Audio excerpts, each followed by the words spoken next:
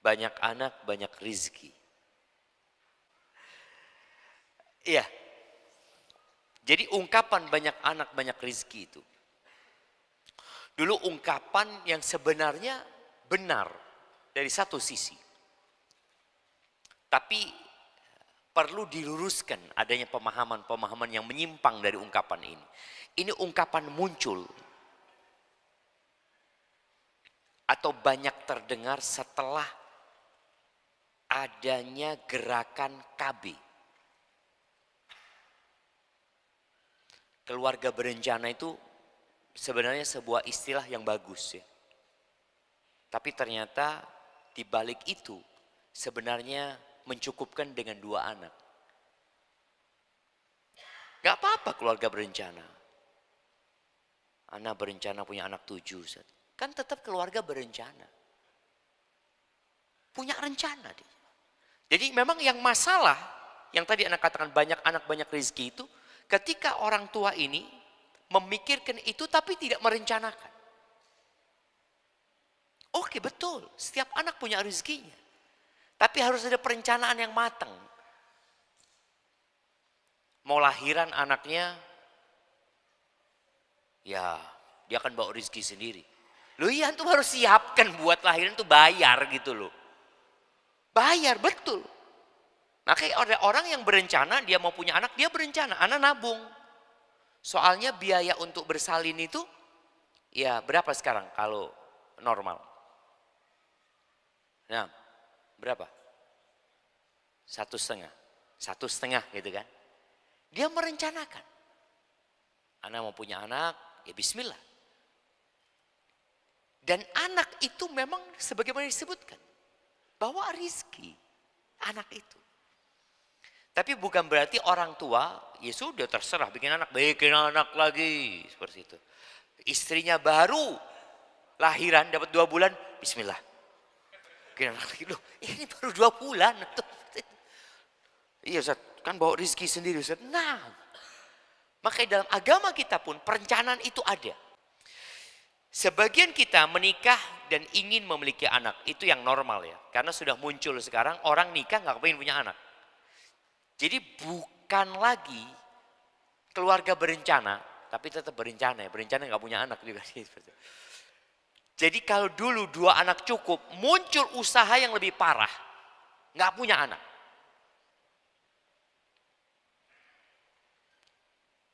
Ketika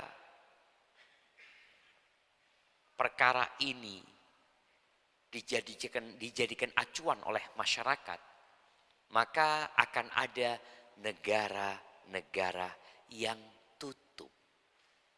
Tutup. Di antara negara yang mau tutup ini mana? Jepang. Tutup. Ya kalau nggak tutup, dia akan dikuasai oleh negara lain. Karena mau tidak mau untuk mendatangkan tenaga kerja, ya nggak cukup rakyatnya.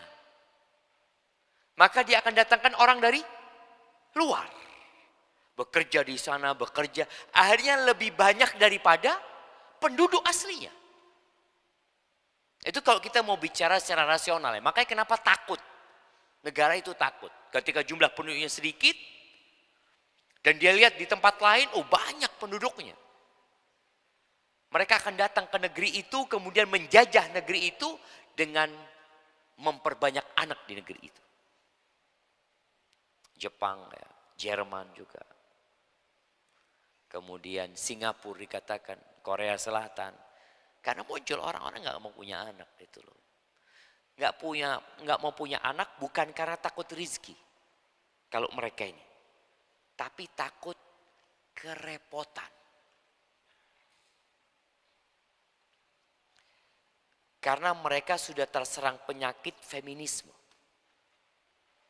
Gerakan feminisme ini yang menuntut kesamaan gender, ya sudah. Engkau nggak hamil, kenapa aku harus hamil? Engkau yang enak. Aku capek, lelah, tubuhku rusak. Tapi secara fitrah manusia kebanyakan masih punya anak lah. Ingin punya anak ya. Tapi ada yang sampai mati nggak punya anak. Tadi ungkapan dari saudara kita, anak itu rizki. Ada sampai mati nggak punya anak. Dia doa Rabbi habli minas salihin. Terus ya Allah berikan kepada aku anak keturunan yang soleh. Sampai akhirnya ajal datang dan nggak punya anak. Jadi tatkala seorang menikah tidak mau punya anak, sudah bertentangan dengan tujuan Rasul Shallallahu Alaihi Wasallam menyuruh para sahabat menikah. Di sisi lain, ada yang Allah kasih anak, padahal dia nggak siap punya anak. Betul. Dia belum siap punya anak, aduh udah hamil. Mahasiswa kan kadang-kadang bicara, insya Allah kita punya anak setelah lulus gitu ya. Tahu-tahu baru 2 bulan sudah hamil. Ini rezeki.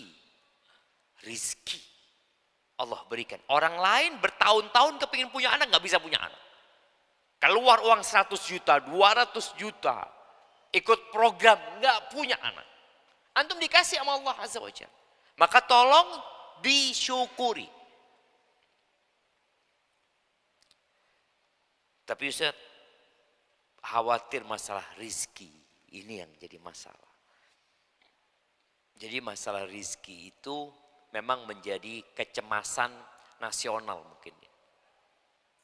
Apalagi di saat kita tahu sekarang ini kondisi ekonomi tidak baik-baik saja. Apa benar kondisi ekonomi sedang tidak baik-baik saja?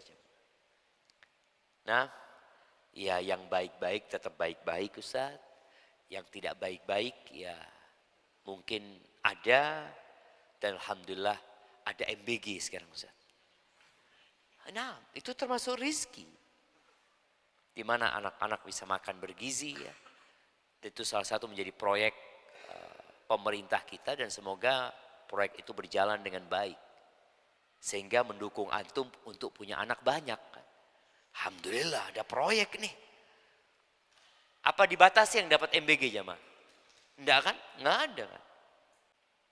Yang sering Anda sebutkan di Bondowoso ada Ustadz punya anak 28 dari satu istri. 28. Gimana kalau istrinya 2? Bayangin, dari satu istri 28. Itu generasi sebelum bapak kita ya, generasi yang dulu. Itu generasi yang melahirkan bapak-bapak kita. Dan itu punya anak 28. Semuanya jadi orang.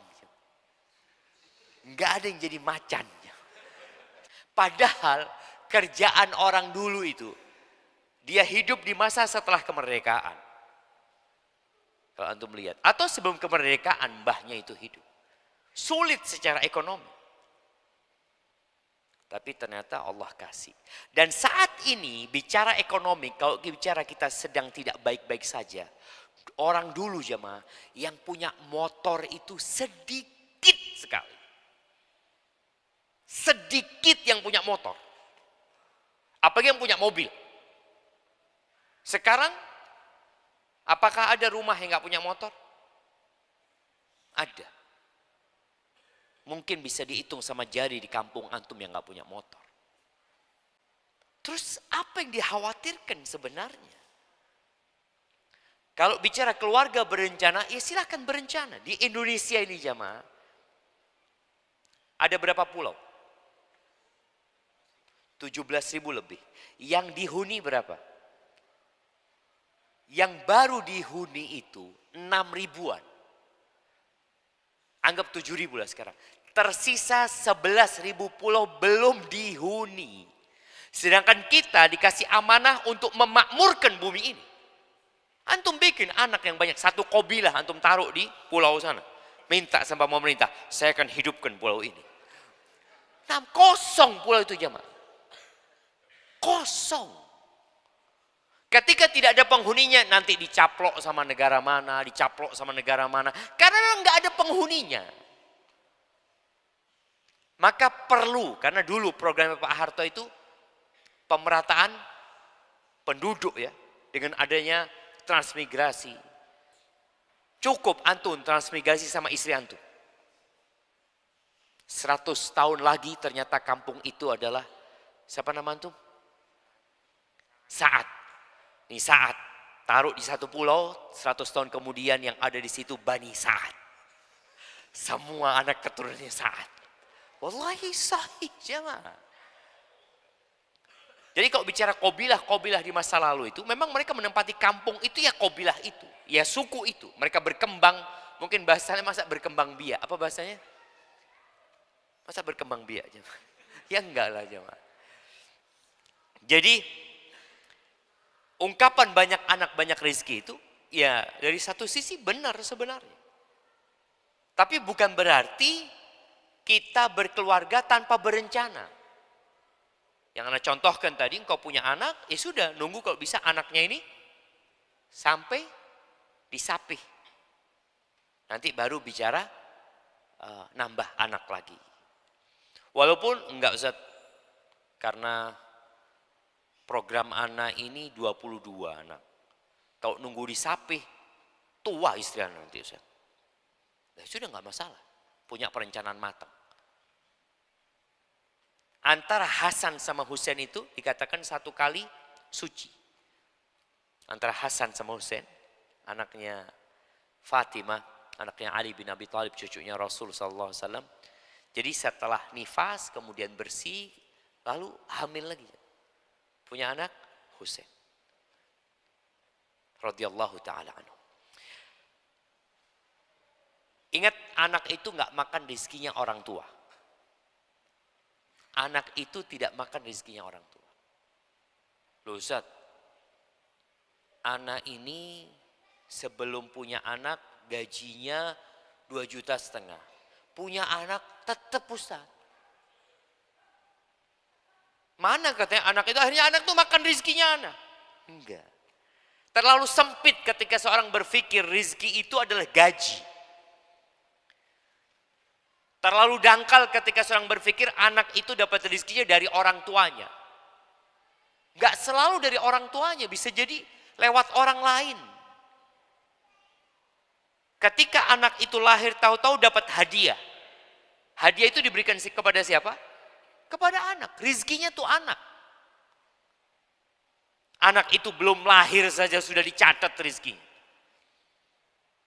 Allah Azza wa Jalla mengatakan wa ma min dabbatin fil ard di surat Hud ayat 6 ya. Wa ma min dabbatin fil ardi illa 'ala Allahi rizquha wa ya'lamu mustaqarraha wa mustawda'aha kullun fi kitabim mubin. Dan tidak ada satu binatang melata pun di bumi ini melainkan Allah yang menanggung rezekinya. Dan subhanallah ya, rezeki itu tidak ikut ijazah. Jangan antum berpikir yang kuliah di STD ini, rezeki antum akan lebih banyak daripada yang lulus pondok.